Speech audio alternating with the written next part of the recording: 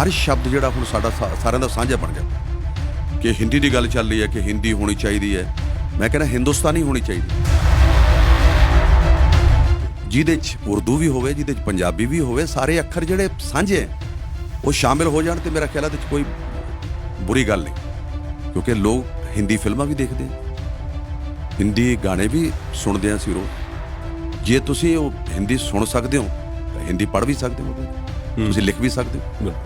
तुहानूं पढ़नी चाहिए, हर बोली सिखो, सिखनी भी चाहिए। मैनू कईयां ने आखिया कई वारी तू लैना पंजाबी दा नाम छड्ड दे, जेदी गोदी च बह के खेडिया तू ओ घर छड्ड दे, ओ घरां छड्ड दे।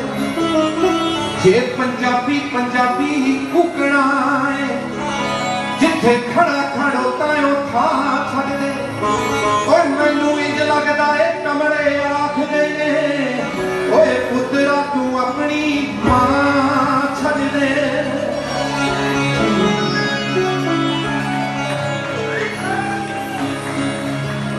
मां बोली मां धरती जन्मदाती, फिर की एक बार ख्याल नाल सुनियो। मां बोली मां धरती पंजाब साडा ते जन्मदाती, मावां तिन हुंदियां ने, तिन्नां दे नाल जोरदार ताड़ी मारो। ये ताड़ी नहीं है, ये सत्कार है साडे दिल दा। मां बोली मां धरती जन्मदाती, मावां तिन हुंदियां ने, तिन्नां दा करजा लाउण लई छातियां भिन्न हुंदियां ने।